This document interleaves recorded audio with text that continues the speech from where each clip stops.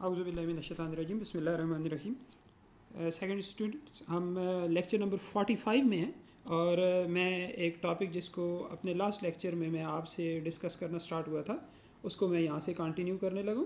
और हमने टॉपिक पढ़ना शुरू किया था जी, force on a current carrying conductor in a uniform magnetic field. Recall करवा लूँ आपको कि हमने कहा अगर एक वायर जिसकी लेंथ एल हो और उसमें करंट फ्लो कर रहा हो आई, अगर हम उसे किसी एक्सटर्नल मैग्नेटिक फील्ड बी में रखें किसी एंगल अल्फ़ा पे, तो उसके ऊपर जो फोर्स लगती है that is proportional to K, that is proportional to I L B sine alpha. और के को हमने एक कांस्टेंट के तौर पे यूज़ किया है। इस कांस्टेंट को हम अपने नेक्स्ट लेक्चर में डिस्कस करेंगे, ये बात मैंने बोली थी और यहाँ से हम अब इसको कंटिन्यू करने लगे। इक्वेशन है F is equal to K into I L B sine alpha. इससे नीचे मैं मेंशन कर रहा हूँ जी, K is the constant of proportionality. इसकी वैल्यू एक्सपेरिमेंटली फाइंड होगी। अगर हम एक वायर जिसकी लेंथ हम जानते हों, करंट की वैल्यू जानते हों, मैग्नेटिक फील्ड और एंगल की वैल्यू जानते हों, और उसको अगर एक मैग्नेटिक फील्ड में जब हम रखें और उस पर फोर्स अप्लाई हो, तो वहाँ से हम के की वैल्यू फाइंड करें तो हमें पता चलेगा कि सिस्टम इंटरनेशनल में इस के की वैल्यू 1 होती है। लिहाजा अगर आप अपनी बुक की इन दो सक्सेसिव इक्वेशंस को देखें, पेज 59 के टॉप वाली इक्वेशन को, जिसको हमने लिखा है F is equal to K into I L B sine alpha, और फिर उससे नीचे हम एक इक्वेशन को देखें दैट इज़ 14.1, तो आप देखेंगे that becomes F is equal to I L B sine alpha. और उसकी वजह यह है कि हमने बोला है कि सिस्टम इंटरनेशनल में हम काम कर रहे हैं और के की वैल्यू हमने 1 ले ली है। इस इक्वेशन से एक्सपेरिमेंटली हम अगर तमाम बाकी की वैल्यूज़ को फाइंड कर लें तो हम यहाँ से मैग्नेटिक फील्ड के यूनिट को बयान कर सकते हैं, जिसको आपकी बुक वाले ने अपनी नीचे की 4-5 लाइनों में एलेबोरेट किया है। मैग्नेटिक फील्ड का यूनिट होता है टेस्ला, जो एक साइंटिस्ट के नाम पे लिया गया है। और ये इक्वेशन नंबर 14.1 से जो बाकी यूनिट्स के हिसाब से डिस्क्राइब होता है वो ये है कि tesla is equal to newton per ampere per metre. और अगर हम 1 टेस्ला को डिफाइन करना चाहें तो फॉर द मोमेंट आप इक्वेशन नंबर 14.1 को ज़रा देखें। सपोज हमारे पास एक ऐसी वायर है जिसमें करंट फ्लो हो रहा है 1 एम्पियर, और इसमें जो मैग्नेटिक फील्ड की वैल्यू ली गई है जिसमें ये वायर पड़ी हुई है उसकी वैल्यू स्टिल अननोन है। और हमें इस वक्त जो वायर की लेंथ ली है दैट इज़ 1 मीटर, और हमने इस मैग्नेटिक फील्ड को और करंट कैरिंग कंडक्टर को एक दूसरे से जिस एंगल पे रखा है दैट इज़ 90 डिग्री। तो अगर हम आई की वैल्यू 1, एल की वैल्यू 1 और साइन अल्फ़ा की वैल्यू साइन 90 पुट करें तो ये सारी वैल्यूज़ 1 होने की वजह से इक्वेशन 14.1 में हमारे पास F इक्वल टू बी हो जाएगा।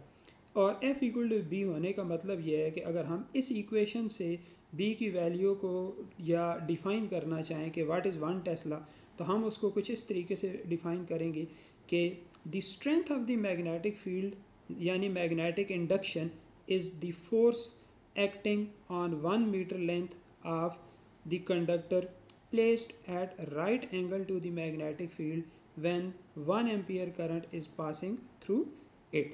और इसी को हम 1 टेस्ला यूनिट बोलते हैं। यानी अगर आप 1 मीटर वायर 1 एम्पियर करंट के साथ 90 डिग्री एंगल पे किसी मैग्नेटिक फील्ड में रख दें तो बस आप उसके बाद ये फाइंड कर लें कि इस वायर पे कितनी फोर्स लग रही है। इस पे जितनी फोर्स लग रही होगी that is equal to the magnetic field strength यानी मैग्नेटिक इंडक्शन इन टेस्ला। से फॉर एग्जांपल इस वायर पे फोर्स लगी है 5 न्यूटन, तो इसका मतलब ये है कि ये वायर इस वक्त जिस मैग्नेटिक फील्ड में पड़ी हुई है उस मैग्नेटिक फील्ड की वैल्यू है 1 टेस्ला। फोर्स फिज़िक्स में एक वेक्टर क्वांटिटी के तौर पे डील की जाती है और यकीनी सी बात है इसकी कोई ना कोई डायरेक्शन होती है। लिहाजा हमेशा कोई भी एक्सप्रेशन, कोई भी ऐसी इक्वेशन जिसमें फ़ोर्स को बयान किया जाए उसमें फ़ोर्स की डायरेक्शन को बयान करने के लिए लाजमी उस इक्वेशन की वेक्टर फॉर्म को ज़रूर डिस्कस किया जाता है। सो इस वक्त जिस इक्वेशन को हम डिस्कस कर रहे हैं दैट इज़ इक्वेशन नंबर 14.1, ये हमें सिर्फ़ और सिर्फ ये बता रही है कि इस वायर पे कितनी फ़ोर्स लगती है। अगर हम ये फाइंड आउट करना चाहें फिज़िकली कि ये फोर्स किस डायरेक्शन में लगती है, तो उसके लिए हमें इसकी वेक्टर फॉर्म देना पड़ेगी, जो कि इस वक्त इक्वेशन नंबर 14.2 में मौजूद है। आप इक्वेशन नंबर 14.2 को देखें तो आपको ये बोल्ड लेटर्स में नज़र आएगी। इसमें F बोल्ड किया गया है, I यूजुअल लेटर है, L बोल्ड किया गया है, B बोल्ड किया गया है और L और B के दरमियान एक क्रॉस का सिंबल डाला गया है। L यहाँ पे एक वेक्टर के तौर पे ट्रीट किया जा रहा है, B एक मैग्नेटिक फील्ड है जो वेक्टर क्वांटिटी है, और फोर्स इटसेल्फ एक वेक्टर क्वांटिटी है। Current is always a scalar quantity.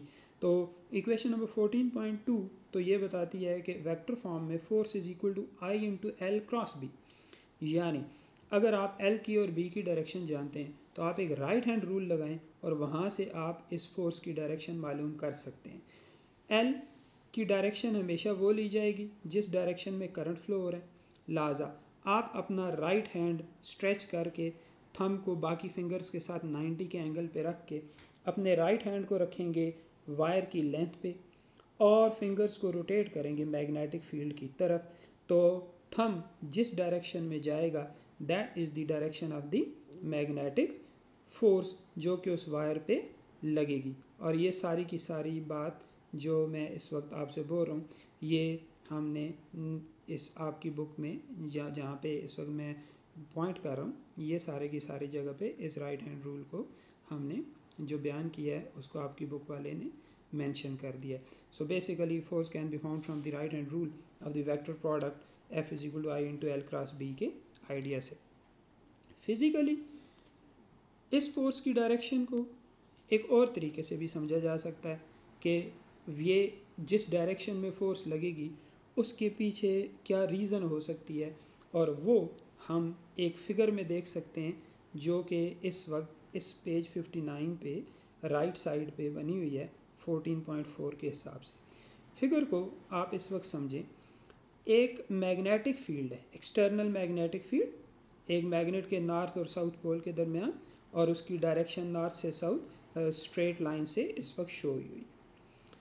इसके दरमियान एक डॉट सा शो हो रहा है। बेसिकली ये वो वायर है जो मैग्नेटिक फील्ड में रखी गई है, और ये डॉट ये शो कर रहा है कि इस वक्त ये करंट आपकी तरफ पेज से आउट ऑफ द पेपर आ रहा है।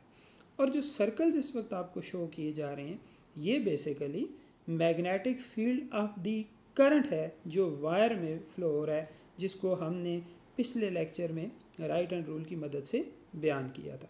अब आप अगर इन दोनों मैग्नेटिक फील्ड्स की इंट्रैक्शन देखें तो आपको ऐसे फील होगा कि इस कंडक्टर की लेफ़्ट साइड पे जहाँ पे इस वक्त ये डॉट नज़र आ रहा है आपको, इस साइड पे मैग्नेटिक फील्ड ऑफ करंट और एक्सटर्नल मैग्नेटिक फील्ड दोनों एक दूसरे को सपोर्ट कर रही हैं और दोनों मैग्नेटिक फील्ड लाइंस की डायरेक्शन डाउनवर्ड, जबकि राइट साइड पे इस वक्त magnetic field lines of current ऊपर की तरफ जा रही है और magnetic field lines of magnetic field external magnetic field नीचे की तरफ जा रही हैं।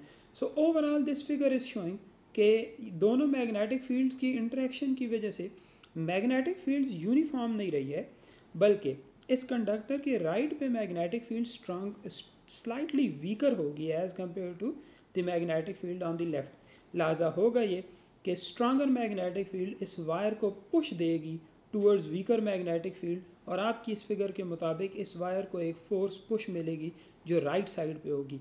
और अगर आप इसको प्रैक्टिकली देखें तो ये डायरेक्शन ऑफ फोर्स फिज़िकली जो बनती है ये टोटली जस्टिफाई होती है इक्वेशन नंबर 2 के हिसाब से। So mathematically F is equal to I into L cross B की जो इक्वेशन हमने लिखी है उसे हम एक्सपेरिमेंटली यहाँ से देख सकते हैं। ये जो डेमोन्स्ट्रेशन दी गई है फिज़िकली मैग्नेटिक फील्ड की वजह से force on the current carrying conductor, इसको हम बोलते होते हैं extension of the right hand rule. तो force on a current carrying conductor का ये जो हमारा टॉपिक है ये यहाँ पे आके कंक्लूड हुआ है। Extension of right hand rule जो मैंने आपसे बात की थी उसको इन चंद एक लाइनों में यहाँ पे मेंशन कर दिया गया और उसके नाम को मेंशन कर दिया गया। तो यहाँ पे हमारा ये टॉपिक कंक्लूड हो गया। इंशाल्लाह नेक्स्ट टॉपिक को नेक्स्ट लेक्चर में डिस्कस करेंगे। Thank you. अस्सलाम वालेकुम।